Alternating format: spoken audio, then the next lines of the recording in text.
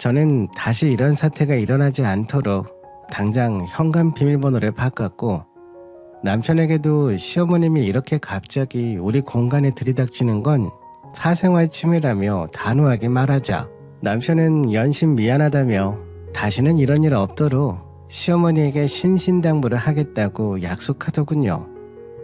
저는 이 또한 가족이 되기 위해 서로의 규칙과 선을 두고 맞춰가는 과정이라 생각하기로 마음먹었어요. 그래야만 제 화가 조금이라도 빨리 사라질 것만 같았거든요. 그러던 중 저는 맡고 있던 프로젝트가 연이어 성과를 내지 못해 그간 회사에서 어렵게 이룬 저의 입지가 점차 흔들리고 있음을 느끼고 있었어요. 그러기에 저는 회사에서 내려오는 굳은 일도 마다할 형편이 아니었기에 마침 부산 출장을 가기로 했던 담당자의 펑크로 인해 제가 급히 출장을 다녀와야 하는 처지에 놓이게 됐어요. 평소라면 고민도 없이 다녀오겠다고 했겠지만서도 그때는 선뜻 나서기가 망설여졌어요. 그도 그럴 것이 당뇨의 합병증으로 신장에 좋지 않던 시아버지께서 투석을 받다 체력이 받쳐주지 않아 갑작스레 입원을 한 지 한 달이 넘어가던 터라 마음이 편치 않았어요. 시아버지께서 입원을 하고 난 후 저희는 한 주도 빠지지 않고 병문안에 갔지만 시어머님은 그것도 부족하다 느끼시는지 점차 병원에 오라는 소리가 잦아지셨고 주에 하루는 이틀이 되고 3일이 되어 최소 주에 3일은 병원에 살다시피 하게 됐어요. 물론 남편은 제외였죠. 주에 최소 3일 방문은 이 집의 유일무이한 며느리인 저에게만 해당되는 사항이었고 남편은 때에 맞춰 시간이 난다는 가정 아래 병원에 얼굴을 비추곤 했어요. 그렇게 갑자기 잡힌 출장은 반대로 시어머니에게 잡히기 좋은 건수라는 생각이 들자 선뜻 가겠다는 말이 입 밖으로 도저히 나오지 않더군요. 결국 저는 상사의 입에서 제가 지목되고서야 부산으로 출장을 가게 됐어요. 갈 사람이 저뿐이라 이럴 때라도 제가 먼저 하겠다며 의지를 보여도 부족한데 등 떠밀려 가는 꼴이 되니 안 가는 이만 못한 출장이었죠. 그렇게 등 떠밀려 간 출장은 정말이지 오줌 쌀 시간도 없이 빡빡한 일정을 소화한 후에야 밤이 다 되어서 끝이 났고 다음날 남은 일정을 위해 호텔로 들어와 그제야 핸드폰을 보니 남편의 이름으로 부재중 전화가 수십 통 찍혀 있는 게 아니겠어요? 놀란 마음에 전화를 걸어봤지만 남편은 전화를 받지 않았어요. 찝찝한 마음에 전화를 했지만 남편은 끝끝내 받지 않았고 하는 수 없이 저는 남편의 전화가 오길 기다릴 수밖에 없었어요. 잠시 후 기다리던 전화 벨소리가 호텔 방 안에 울리자 저는 기다렸다는 듯 받았지만 그 전화는 기다리던 남편의 전화가 아니었어요. 남편의 상사이자 저의 동기의 전화였죠. 너 지금 어디야? 나 지금 부산 출장 왔어. 원래 가기로 한 사람이 빵꾸 나서 내가 급하게 오게 됐지 뭐야. 왜? 무슨 일 있어? 미쳤어? 당장 서울로 올라와. 너희 시아버지 돌아가셨어. 뭐라고? 진짜 큰일 났네. 야, 당장 와. 지금 나 장례식장인데 네 남편하고 시어머니만 상복 입고 조문객 봤는데 오는 사람마다 다 너 어딨냐고, 너희 별거 하냐고 별별 말들이 다 나오고 있어. 주소 보내줄 테니까 비행기나 기차 없으면 택시라도 타고 올라와. 너 이러다가 두고두고 원망 듣겠어. 저는 급히 서울로 갈 수 있는 기차고 비행기고 모든 이동수단을 찾아봤지만 새벽 5시가 가장 빠른 시간인 탓에 결국 택시를 불러 타고 서울에 있는 장례식장까지 가고 말았어요. 이미 저를 제외한 시어머님과 남편은 상복을 갖춰 입고 조문객을 맞이하고 있었고 어느 정신으로 장례 준비를 마쳤는지 식당에는 식사를 하는 조문객들로 빼곡했고 저보다 빠르게 도착한 장례 근조화원들이 줄지어 서 있었어요. 저는 급히 장례 지도사분을 찾아 제가 이 집 며느리라고 밝힌 후 남편이 인사 올리고 있는 사이 그 뒤 방에 들어가 옷을 갈아입고 테이블마다 들러 와주어 고맙다고 인사를 올리는 시어머니 곁에 바짝 서서 함께 인사를 올렸어요. 하지만 시어머니는 저에게 눈길조차 주지 않았어요. 마치 투명인간 같았죠. 몇몇 손님들은 시어머니에게 제가 며느리냐고 물었지만 그때마다 시어머님은 방금 남편을 잃어 슬픈 마음으로 대답을 대신하곤 하셨죠. 이렇게 갑자기 시아버님이 돌아가실 줄 알았다면 정말이지 아무리 회사에서 제 입지가 위태로울 지경이라 해도 출장을 가지 않았을 거예요. 그리고 남아서 저도 남편과 같이 시아버지의 마지막 가시는 곁을 지켰을 거예요. 하지만 이런 저의 사정과 마음 따위는 눈꽃만치 봐줄 요량이 없는 듯 시어머니는 저를 데리고 밖으로 나가시더니 주변에 아무도 없는지 살펴보고는 저에게 퉁명스레 말씀하셨어요. 나 무시하는 걸로는 성에 안 차니? 기어코 너희 집 잘났다는 걸 이런 식으로 하고 싶든 대체 얼마나 시댁을 별볼일 없게 여겼으면 오늘 내일하는 시애비를 뒤로하고 대뜸 출장을 가. 그래서 뭐 속이 시원하니? 안 그래도 별볼일 없는 집안 성가신 입 하나 주로 속이 시원하냐고. 네가 그러고도 우리 집 며느리야. 어디 내놓기도 부끄러우니까 장례 끝날 때까지 네 얼굴 안 보고 우리 남편 편히 저승 갈 수 있게 얼굴 비출 생각이라고는 하들 마.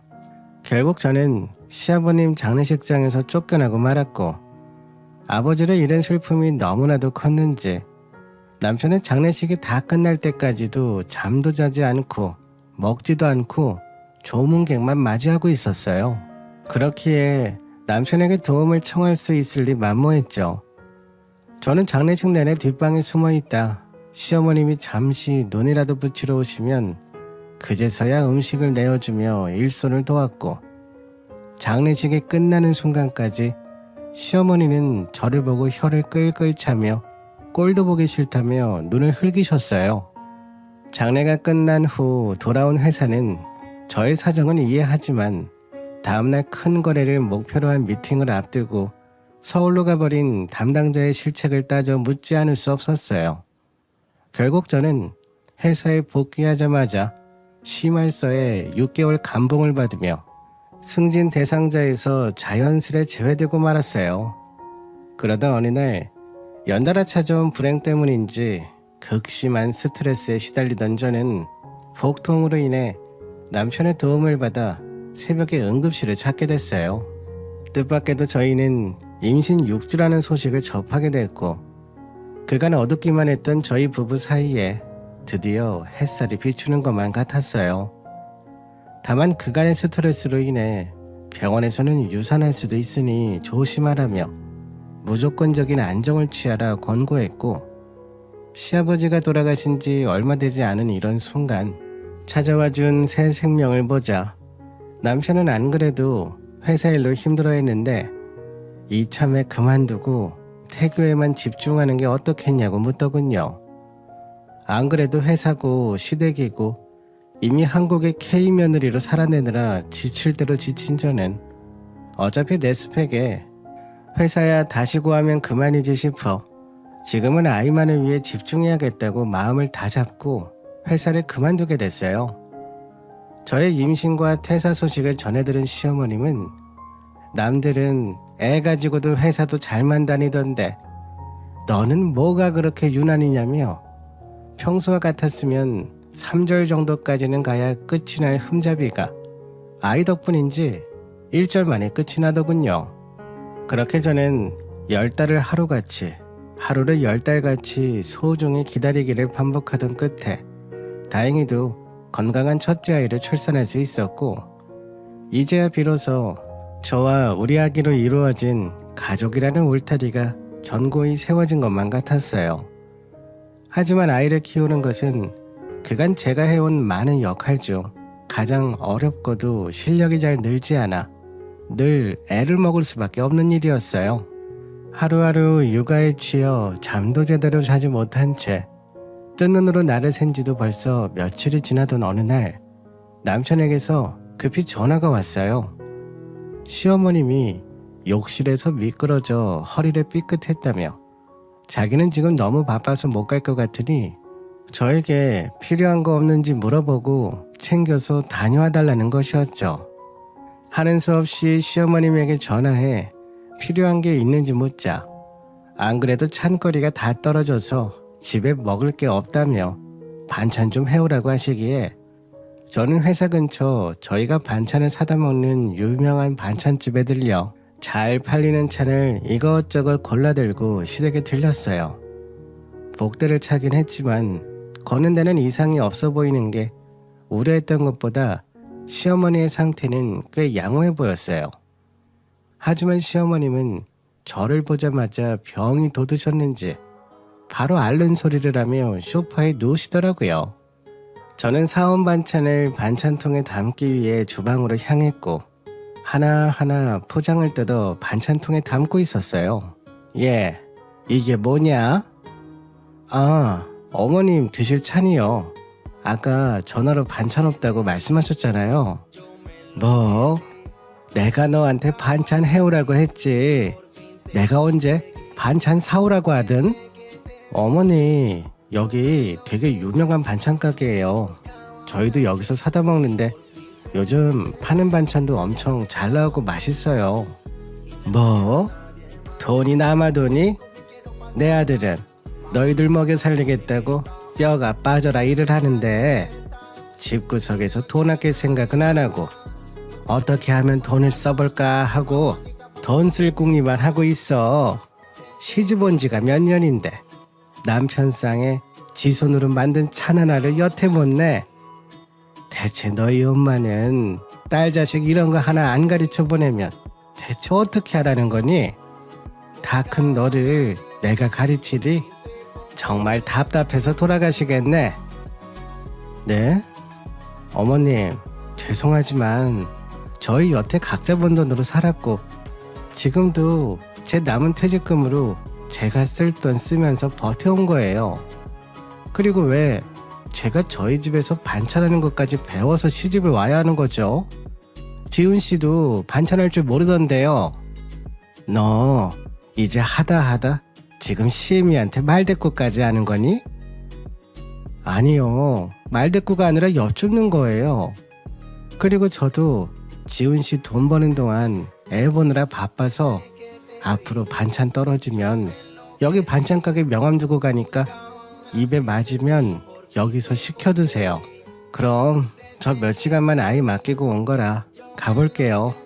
정말 딱 거기까지였어요. 제가 수긍할 수 있는 건 저 하나만을 잡고 늘어질 때 그때까지는 제가 그래도 참을 수 있었어요. 하지만 저희 엄마는 아니죠. 이 상황에서 저희 엄마가 뭘 잘못했길래 왜 아무 일도 하지 않은 저희 엄마까지 싸잡아서 욕을 먹어야 하는 거죠? 선을 먼저 넘은 건 시어머님이었고 그 선을 눈 감은 채 있었다가는 그나마 있던 선들이 와르르 무너지는 건 시간 문제라 생각됐어요. 그대로 시어머님은 더 이상 저에게 직접 연락하는 일은 생기지 않았어요.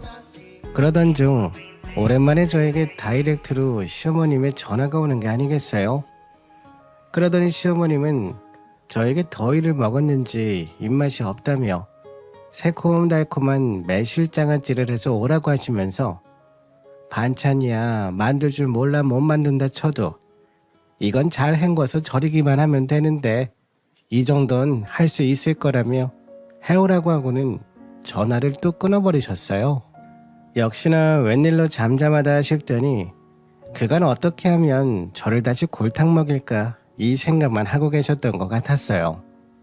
하지만 저라고 더 이상 시어머님 장단에 맞춰줄 마음이 없었기에 저는 남편에게 시어머님이 매실장아찌 만들어 오라고 하는데 나는 절대 못한다며 말하자 남편은 제발 시어머님 하나 계시는데 왜 이렇게 못 잡아먹어서 안달이냐며 당신이 한번 며느리답게 며느리 노릇한 적이 몇 번이나 되냐고 소리를 치더니 그깟 매실장아찌가 뭐 얼마나 힘들다고 그냥 고분고분 해다 드리면 안 되겠냐고 소리를 지르고는 집을 획 나가버리더군요. 기가 찼지만 남편 돈으로 생활을 이어간다는 부분에서 저도 어느 정도 맞춰야 한다는 사실을 깨닫게 됐어요. 우리는 하나이의 부모고 부부였지만 어찌됐든 제가 지금은 남편에게 신세를 지고 있는 거나 매한가지니까요. 결국 저는 인터넷을 뒤지고 뒤져 매실장아찌 담그는 법을 찾게 됐고 푸른 청매실을 하나 사다가 박박 닦아 말리고 씨를 빼기는 몇 시간, 이걸 또 말려서 설탕에 절였다가 빼가며 꼬박 이틀이 걸려 매실장아찌를 만들어 오랜만에 시댁을 찾게 됐어요. 어머니 잘 지내셨죠? 이거 말씀하신 매실장아찌예요. 시어머니는 역시나 저를 흘끗 쳐다보고는 바로 매실장아찌 뚜껑을 열어 손가락으로 푹 찔러 맛을 보더니 저에게 소리를 지르셨어요. 너 미쳤어? 생각이 있는 거야 없는 거야? 네 시아버지 무슨 병으로 돌아가셨는지 몰라? 당뇨 아니야 당뇨. 이제 하나 남은 나도 성가시니? 그래서 나도 확 당뇨나 걸려서 빨리 갔으면 좋겠어서 이런 설탕 덩어리를 가지고 온 거야? 무슨 말씀이세요? 아니에요. 어머님이 드시고 싶으시다고 해서 인터넷 보고 만들다 보니 설탕량이 가늠이 안 돼서 달게 되었나 봐요. 죄송해요. 왜? 나도 죽을 때 되면 저번처럼 병원에 던져놓고 너는 또 나 몰라라 또 부산에 내려가 있게? 어쩜 좋니? 네 계획대로 안 될 것 같은데. 그러더니 시어머님은 저를 똑바로 응시하고는 제가 만들어 온 매실장아찌를 싱크대에 콸콸 쏟아버리는 게 아니겠어요? 저는 사람이 어떻게 저렇게 빼뚤빼뚤한 마음으로 가득할 수 있나 싶어 넋을 놓고 시어머님을 지켜볼 수밖에 없었어요. 결국 보다 못한 저는 남편에게 전화를 해 아무래도 시어머님을 말릴 수 있는 건 당신뿐이라며 당장 시댁으로 와달라고 했고 남편은 부랴부랴 회사에서 달려오게 됐어요. 그리고는 싱크대에 널브러진 매실장아찌에 잔해하며 아직도 분이 안 풀렸는지 저를 보며 씩씩거리는 시어머니를 보고 한숨을 푹 쉬더니 그 화살이 저를 향하기 시작했어요. 아니 대체 뭐가 문제야? 능력 없어서 회사 잘리고 집에 있으면 좀 그냥 남들처럼 고마운 줄 알고 조용히 집안일하면서 고분고분 며느리 노릇 좀 하면 안 돼? 남들은 애 보면서 쉬고 싶어 난린데 왜 당신은 조용한 날이 없어 도대체 왜? 그래서 제가 뭐 쉬어? 애를 보는 게 어떻게 쉬는 거야? 그리고 당신 여태 내가 능력 없어서 회사 잘렸다고 생각한 거야? 그런 거냐고? 그럼 아니야. 맞잖아. 그게 어떻게 내 탓이야.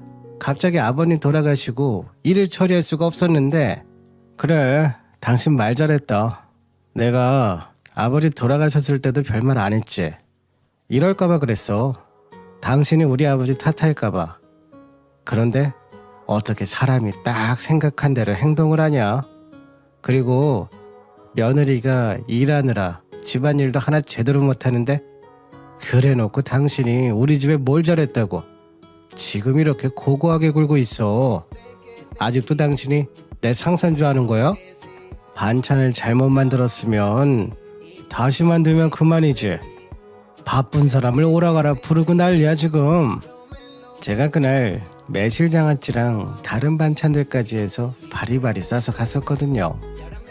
남편 말이 끝나자마자 나머지 반찬통도 싹 다 제가 직접 싱크대에 부어버렸습니다. 제가 고작 이딴 반찬 만들어서 검사받으려고 결혼한 게 아니었거든요. 어찌 보면 시작부터가 잘못된 것 같다는 생각이 그날 처음 들었습니다. 저는 시아버님 장례식 일로 제가 더 맞춰주고 지내려고 노력을 해봤지만 상황을 보니 절대 끝나지 않을 것 같더라고요. 평생 장아찌 만들어다가 어머니께 검사받으러 다닐 순 없잖아요.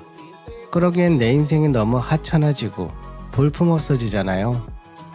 그렇게 그날 이후 남편과의 대화는 없었고 다음날 바로 이혼했어요. 이혼 이야기도 남편 앞에서 꺼내지도 않았습니다. 변호사만 만나니 알아서 해결되더군요. 소장 접수하고 전 남편과 시모에게 위자료까지 청구하자 당연히 전 시모는 눈이 돌아갔지만 그 역시 제가 알 바 아니었습니다. 남한테 화풀이하고 소리 질렀으면 요즘 세상에 당연히 피해 보상을 해줘야죠. 그러라고 위자료가 있는 거니까요. 신혼집은 정리해서 서울에 있는 친정집으로 들어갔고 엄마는 장아찌 이야기를 들으시더니 당뇨가 아니라 치매를 조심해야겠다며 정신이 이상한 사람이라고 당장 정리하라며 제 편을 들어주셨죠. 이혼 소송 걸어놓고 바로 복직 준비했고요. 제가 다니던 회사는 바로 못 들어갔지만 저희 업체에 납품해주는 1차 밴더 회사가 있는데 거기에 바로 팀장으로 들어갔습니다. 그리고 딱 6개월 만에 제가 다니던 대기업 그 자리로 복직할 수 있었죠.